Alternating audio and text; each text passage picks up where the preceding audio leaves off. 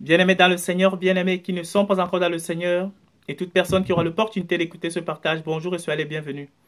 Le thème de notre partage ce matin va être intitulé La constance dans le but. Bien-aimés, je veux mettre en avant dans ce partage euh, la persévérance des disciples ici dans le suivi du Messie Yeshua, dans le fait que ils se sont véritablement dévoués, ils se sont véritablement accrochés, ils ont été patients dans la suite de ce qu'était le cheminement véritablement de la mission du Christ, quand le Christ lui-même rentre en action. Bien aimé, vous remarquerez que pendant le moment où le Messie va prendre sur lui la peine de choisir des personnes en qui il va vouloir transmettre le flambeau, afin que pendant qu'il ne sera plus là, tout du moins de manière physique, que ceux-là en qui il se serait multiplié, ceux-là en qui il aura mis son souffle, son caractère,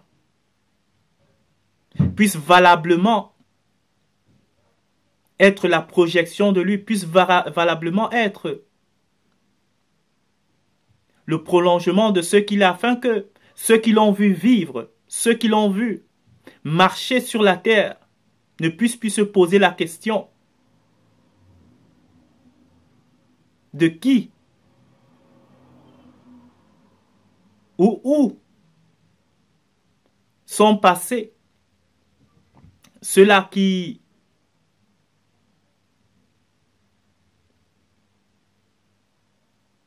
étaient à la suite du maître, où sont passés, où est passé l'héritage de celui qu'on a appelé le Christ, que nous avons vu marcher avec tant de puissance, avec tant de force, avec tant de caractère, avec tant d'amour. Où est passé son héritage, bien aimé? Les gens ne se poseraient plus cette question-là parce qu'ils verront en les disciples ce qu'était le maître Yeshua, bien aimé dans le Seigneur. Et bien aimé, donc, ce sera quelque chose vraiment de particulier, de passionnant, que de longer les murs, que de prendre les sentiers avec les disciples ici, bien aimés dans le Seigneur. Parce que quand on parle de la constance, c'est un mot fort, bien aimé dans le Seigneur. Quand on va dans le dictionnaire, ça induit le fait d'être véritablement focalisé, d'être véritablement acharné, si on veut dire, d'être déterminé par rapport à un but, par rapport à un objectif. C'est cela.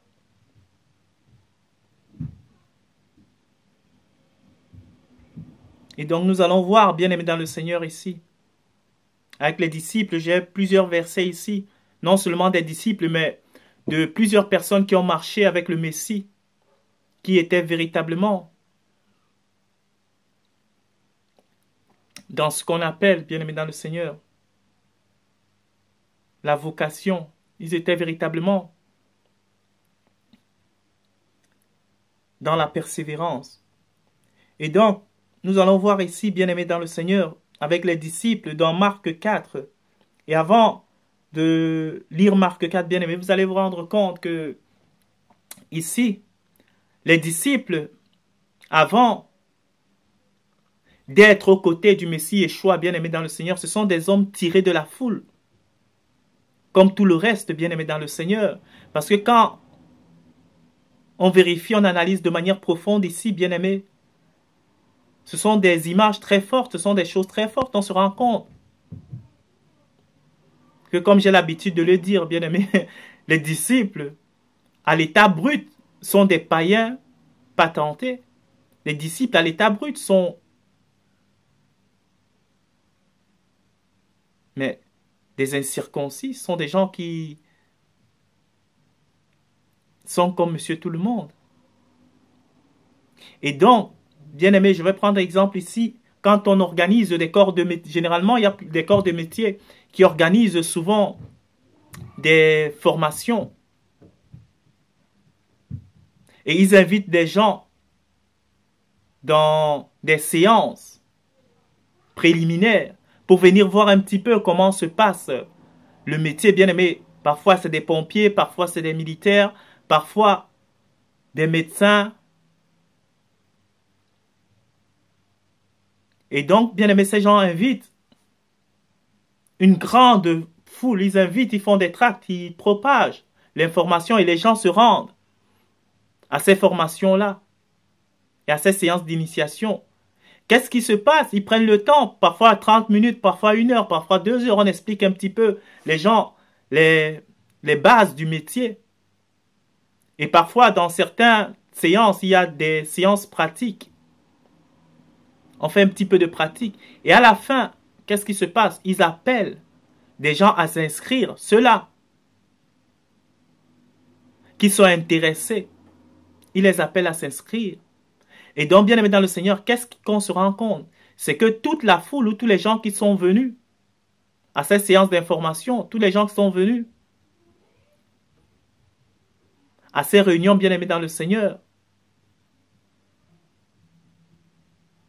s'ils sont 10, s'ils sont 20, s'ils sont 30, ce n'est pas les 10 qui sont venus qui s'inscrivent à la fin. Parfois, il y en a 2, 3. Parfois, il y en a un seul. S'ils sont 50, parfois tu en as 5, tu en as 4 qui s'inscrivent. Pourquoi? Parce que les 4 qui s'inscrivent ou les 5 qui s'inscrivent, bien aimés dans le Seigneur, c'est ceux-là qui se reconnaissent dans ce futur métier-là. Les 4 ou les 5 qui s'inscrivent, même si de manière claire ne perçoivent pas. Ça, c'est on est dans la forme. Dans la forme. Ils ne perçoivent pas de manière claire le métier dans lequel ils vont s'enrôler. Mais dans le fond, bien aimés dans le Seigneur, ce sont des gens qui perçoivent ce qu'ils veulent être demain. Et c'est ça. Et c'est la même chose avec les disciples et le Messie, bien aimé dans le Seigneur. Quand vous remarquez le choix des disciples ici, parfois le Messie, il arrivait dans des contrées, dans des villes. Il trouvait une foule de personnes. Comme j'ai dit tantôt, les disciples étaient des gens tirés de la foule, bien aimés dans le Seigneur. Parfois, ceux qui étaient dans la foule avaient des échos de ce que le Christ avait fait dans les contrées voisines. Ils avaient un aperçu de ce qu'était le Messie. Et quand le Christ arrivait, bien aimé dans le Seigneur, il écoutait, enseignait. Et à la fin, bien aimé dans le Seigneur, mais le Messie pointe son doigt sur eux et les appelle. Ils étaient aussi, bien aimés dans le Seigneur, libres de dire non, moi je ne me reconnais pas dans ce que tu dis là. Christ, je ne me reconnais pas. Dans ton enseignement, je ne me reconnais pas. Dans ce que tu fais. Mais bien aimés dans le Seigneur, quand Christ les pointait du doigt, il les appelait. Bien qu'étant encore méchants, bien qu'étant encore païens, mais ils se résolvaient à le suivre parce que, dans le fond, en eux-mêmes, bien aimés dans le Seigneur, c'était des gens qui n'avaient plus peur de mourir. Je ne parle pas de la mort physique, mais ils avaient compris que leur destin, leur destinée, que leur futur était en cette personne qui était en face d'eux, c'est-à-dire le Messie Yeshua, bien aimé dans le Seigneur. Ils le comprenaient instantanément. Ils savaient qu'ils avaient envie de devenir comme le Messie Yeshua. Ils savaient qu'ils voulaient que ce que le Messie était puisse être aussi leur partage, que ce que le Messie avait, qu'il puisse le leur transmettre, bien aimé dans le Seigneur. C'est ce qu'ils voulaient et c'est ce qu'ils savaient. Et c'est ce qui poussait leur détermination à l'extrême ici que nous allons voir, à suivre le Messie Yeshua jour et nuit, bien aimé dans le Seigneur. Ces gens-là, vous n'allez pas trouver pendant leur marche avec le Messie des gens qui étaient là à chaque fois de demander à aller voir s'ils pouvaient terminer quelque chose qu'ils avaient commencé il y a 1 an, 2 ans passés. Non, bien aimé dans le Seigneur. Une fois même, il y en a un qui avait demandé qu'il voulait aller enterrer, je ne sais pas, quelqu'un de sa famille. Christ lui a dit, laisse les morts enterrer leurs morts, suis-moi. Bien aimé, quand leur conviction commençait à se fortifier, bien aimé, c'était les gens qui étaient avec le Christ jour et nuit. Ils avaient des familles, hein, j'aime toujours bien référer à cela, bien aimé dans le Seigneur, quand le Christ venait prendre des gens, ici il y avait des gens qui avaient femmes et enfants aussi. Mais ils ne se demandaient pas. C'est ça aussi la puissance que nous devons comprendre dans le message du Christ. On ne nous a jamais dit que les enfants et les femmes de ceux qui suivaient le Christ étaient morts de faim ou étaient morts de soif. Et je dis toujours, même si cela arrivait, bien aimé, est-ce que c'est cela qui va nous séparer de l'amour du Christ? Non. Mais il ne nous a jamais reporté que sur le plan physique, le plan naturel, le Père n'a pas pris soin au travers de Christ des familles de ceux qui le suivaient, bien aimés dans le Seigneur. Mais parmi les disciples ici, personne n'a demandé à retourner en arrière pour aller finir son chant qu'il avait commencé, pour aller, je ne sais pas, suivre un dossier qu'il avait placé dans une institution pour voir comment ça avance. Bien aimés dans le Seigneur, ils étaient ici.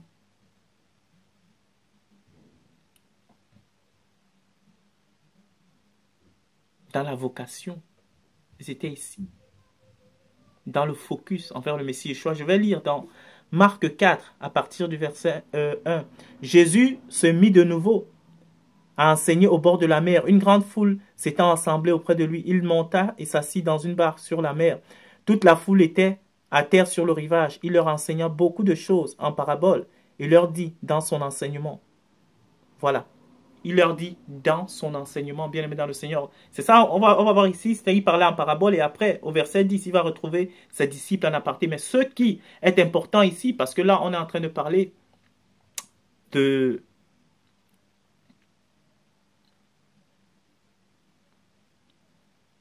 l'enseignement du Messie Yeshua.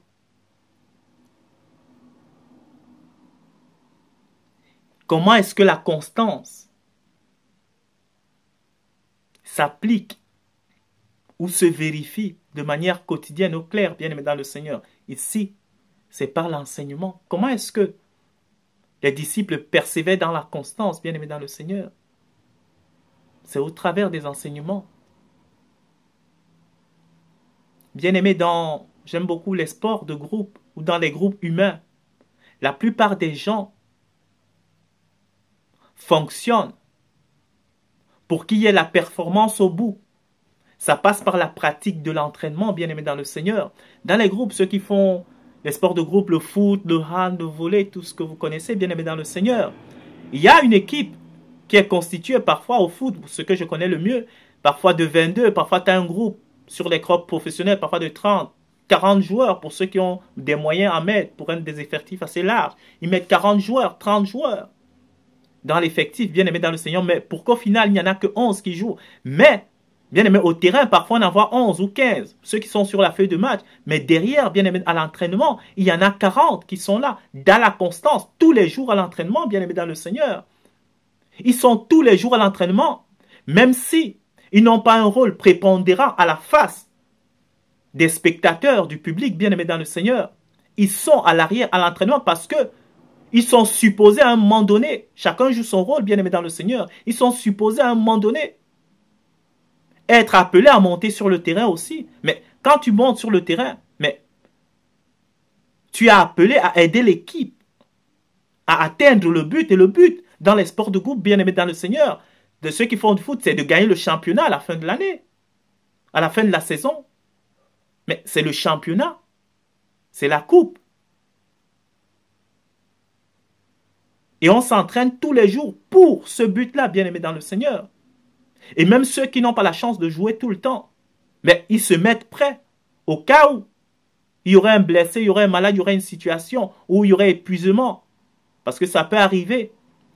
Ça, c'est sur le plan humain que je parle ici, parce que l'Esprit de Dieu ne se rouille pas. Mais sur le plan humain, des gens se fatiguent. Mais parfois, dans la saison, tu as 50 matchs. Pour ceux qui jouent les Ligues des Champions et tout ça là, tu as peut-être 50 matchs, 40 matchs. Mais après 20, 25 matchs, les organismes commencent à s'épuiser physiquement. Il faut faire une rotation d'effectifs. Ceux-là qui s'entraînent, ils vont jouer, mais pendant le temps qu'ils ne jouaient pas. 25, 30 matchs. C'est presque 6 mois. Mais la personne reste dans la constance. Une personne qui est sur le banc, elle est dans la constance de son entraînement. Tous les jours, elle vient s'entraîner pour le but, sachant qu'elle va être un jour appelée pour le but, bien aimé dans le Seigneur. C'est ça qui est beau, c'est ça qui est fort ici, dans les images. Et les disciples ici, bien aimés dans le Seigneur, on va le voir ici, le Christ enseignait à la foule, il parlait en parabole. Et au verset 10, ce qui m'intéresse ici, lorsqu'il fut à l'écart, ceux qui l'entouraient, lorsqu'il fut avec les 12, ceux-ci l'interrogèrent sur les paraboles, bien aimés dans le Seigneur. Les 12 ici. Ça veut dire que, à un premier temps, le Christ enseigne à la foule. Les 12 sont là. Et quand la foule repart, les 12 sont toujours là avec lui, bien aimé dans le Seigneur. C'est ça, la constance. Demeurer à la source. Demeurer là où les choses se passent jour et nuit, bien aimé, on va le voir ici. Les disciples étaient avec le Christ jour et nuit. C'est ça la constance, bien aimé dans le Seigneur. Je vais nous prendre ici pour finir à la fin plein de versets de ceux qui ont marché avec le Seigneur, qui étaient avec le Père.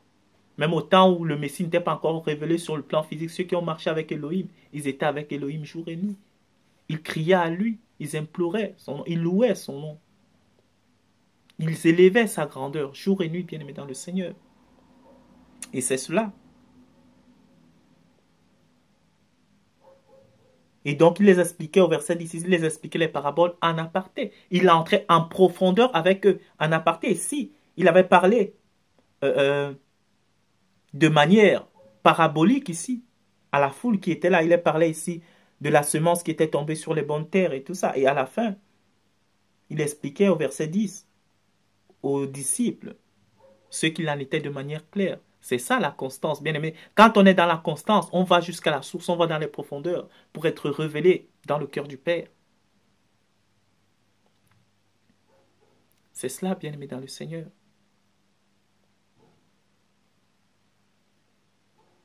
C'est cela. Au verset 21, ici, du verset 4, il dit encore, apporte-t-on une lampe dans le boisseau? Ça, il explique encore des paraboles ici. Pour ceux-là qui étaient près de lui.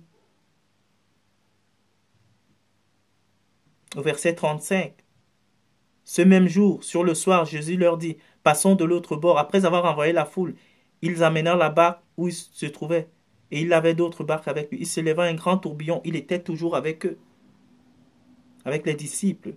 Et les flots se jetaient dans la barque. Ça, c'est encore des situations, des événements, des circonstances qui se passent entre lui et ses disciples. On connaît tous l'épisode de la barque ici où le Messie dort. Et les disciples sont en train de lutter avec les flots. Ils sont en panique. Ça, c'était le travail qui se passe dans la constance, bien aimé dans le Seigneur. Le maître était en train de les enseigner qui il était. Et pendant cet épisode, c'est quelque chose de profond. Ils se sont rendus compte qu'ils n'étaient pas de la même nature que le Christ. C'était en construction, comme je vous le dis, pardon. C'était une instruction que le maître était en train de leur donner. Ils étaient tous en panique parce que la barque allait chavirer, mais le maître, la Bible dit qu'il dormait. Il ne paniquait pas. Quand il s'est levé, il n'a pas stressé.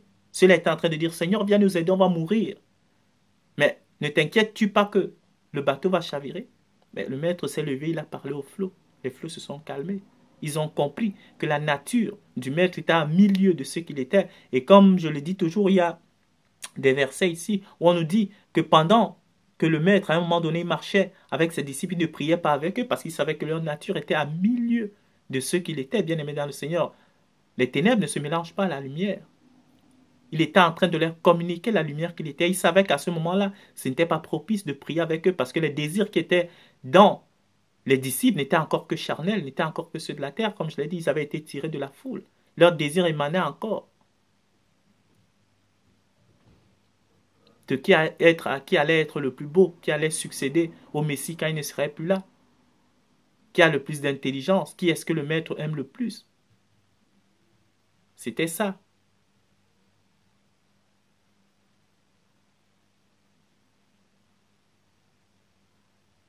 Mais une fois que les choses commençaient à être claires, ils étaient dans la constance, bien aimés dans le Seigneur, pendant 3 ans. Ils étaient comme des footballeurs dans l'entraînement de ce qui constituait le but final. Manifester le caractère de Christ. Et on l'a vu, quand Christ est parti sur le plan charnel et qu'il est revenu en eux sous la forme de l'Esprit, bien aimé dans le Seigneur, cela s'est manifesté. Quand le but pour lequel ils étaient en train d'être forgés par le Maître commença à se présenter à eux, c'était maintenant de pouvoir révéler l'identité, le caractère, la nature du Messie au monde entier, bien aimé dans le Seigneur. Quand ces gens-là qu'on appelle les disciples ici, vous les voyez, mais quelle puissance quand vous voyez Paul, Pierre et tout le reste. Mais ils étaient d'un verbe tranchant devant les pharisiens. Ils étaient d'une intelligence supérieure. Il n'y avait même pas de négociation possible. Il n'y avait même pas d'ambiguïté. Ça se voyait tout de suite. Ils étaient révélés d'en haut. Et Christ manifesta avec puissance au travers d'eux, au milieu de ceux qui les entouraient, bien aimés dans le Seigneur. Ça se voit. Et c'était pour ça qu'ils avaient été appelés à ce que le Maître, sous la forme de l'Esprit, passe au travers d'eux pour influencer le grand nombre. Et ils n'avaient plus peur de mourir sur le plan même de la chair à ce moment-là. Mais cela est passé par la constance dans le but. Parce qu'au fur et à mesure, le but qui n'était pas clair se clarifiait. Au fur des années qu'ils ont passé avec le Messie, à la fin, le but était clair. Mais que c'était de devenir comme leur maître. Et c'était cela, bien aimé dans le Seigneur. C'est ça. Donc je vais finir rapidement ici en lisant plein de versets. Je vais les lire comme ça. De ceux-là qui ont marché avec le Messie, qui étaient vraiment avec lui jour et nuit dans la constance du but. Je vais lire dans Luc 6, 12. En ce temps-là, Jésus se rendit sur la montagne pour prier. Il passa toute la nuit à prier Dieu. Le Père, le Christ lui-même, qui est la parole incarnée, il passa toute la nuit dans la constance de la prière à son Père. Et c'était comme ça pendant toute sa marche, bien aimé dans le Seigneur. Job demeura seul. Alors un homme lutta avec lui jusqu'au lever de l'aurore. La persévérance encore ici. Mais Jacob, pardon, il demeura dans le combat avec persévérance jusqu'au lever de l'aurore. Samuel 15, 11. Je me repens d'avoir établi Saül pour roi, car il se détourne de moi. Il n'observe point mes paroles. Samuel fut irrité et il cria à l'Éternel toute la nuit. Voilà un autre Samuel qui cria à l'Éternel toute la nuit dans la persévérance. Ils sont dans la constance, bien aimés. Le soir, le matin et à midi, je soupire et je gémis. Il entend ma voix. Les gens prient. Psaume 55, 17. Le soir, le matin, à midi, je soupire, je gémis et il entend ma voix. Bien aimé. Parfois, on peut dire ici que c'est vrai que c'est de l'allégorie parce que du matin, tu n'es pas là du matin au soir, toute la journée, tu n'es pas en train de prier parfois, sauf quand on est déterminé qu'on a pris des moments comme ça, mais au quotidien, tu n'es pas en train de prier comme ça sur le plan physique avec ta bouche, tu veux dire, oh Seigneur, merci parce que je t'aime, oh merci parce que ton identité, non, on n'est pas en train de prier comme ça du matin au soir, mais, bien aimé, ce qu'on oublie, c'est que la prière n'est pas que le vocable qui sort de nos bouches, bien aimé, la prière, c'est nos pensées, c'est nos actes, c'est tout ce que nous faisons. Et dans ce cas-là, bien aimé, on est en train de prier au quotidien. L'homme prie le matin, à midi et le soir. Parce que ce que tu penses, c'est une pensée, c'est une prière. Ce que tu fais, c'est une prière. La manière que tu te comportes, c'est une prière. C'est dans ce cadre-là qu'on peut dire que l'homme prie du matin au soir. Mais si on voit de manière physique, on n'est pas en train de, par notre vocabulaire, de parler de Dieu du matin au soir, non. Mais par nos actes, par nos pensées, par nos paroles, on est en prière. C'est ce que le verset nous dit ici. Donc on peut prier le matin, à midi, le soir, la nuit, comme le psaume 55, 17 nous explique ici. Psaume 19, 62. Au milieu de la nuit, je me lève pour te louer à cause des jugements de ta justice. Acte 16, 25. Vers le milieu de la nuit, Paul et Silas priaient et chantaient les louanges à l'Éternel et les prisonniers les entendaient. Psaume 63, 6. Lorsque je pense à toi sur ma couche, je médite sur toi pendant mes veilles, pendant les veilles de la nuit. Bien-aimé dans le Seigneur, voilà toujours des gens. David. Psaume 119, 148. Je devance les veilles et j'ouvre mes yeux pour méditer ta parole. Ils sont là, jour et nuit, bien-aimés dans le Seigneur. Ils sont aux aguets, ils sont à la brèche. La nuit, je me rappelle de ton nom, ô Éternel, et je garde ta loi. Cantique des Psaume 134, 1. Cantique des degrés, voici, bénissez l'Éternel, vous tous serviteurs de l'Éternel, vous qui tenez dans la maison de l'Éternel pendant la nuit. Voilà. Il y a plein.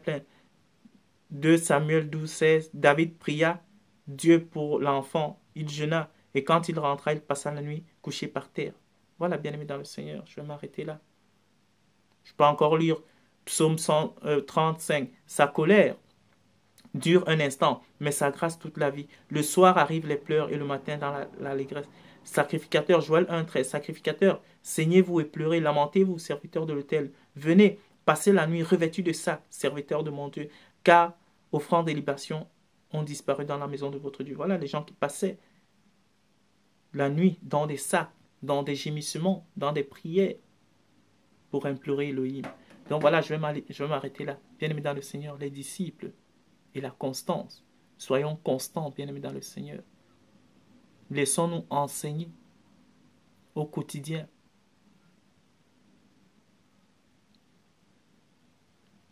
Par la vie du Messie. Moi, véritablement, c'est ce qui m'enseigne vraiment puissamment. Quand je lis la vie du Messie, bien-aimé dans le Seigneur, je suis fortifié, je suis encouragé.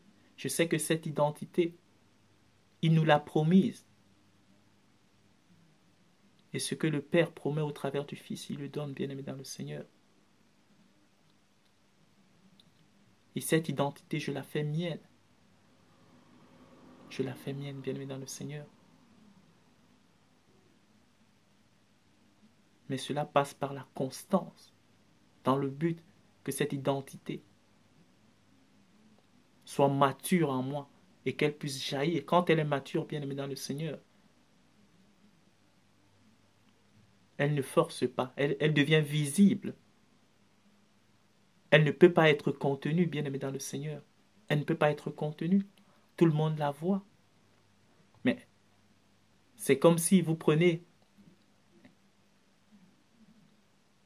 je ne sais pas, une lumière, comme on dit, on la met sur la table. Comme nos amis, on ne prend pas une lampe pour la mettre sur le boisson, on la met sur la table. Comme ça, tout le monde la voit dans la maison. C'est comme si je vais prendre une allégorie.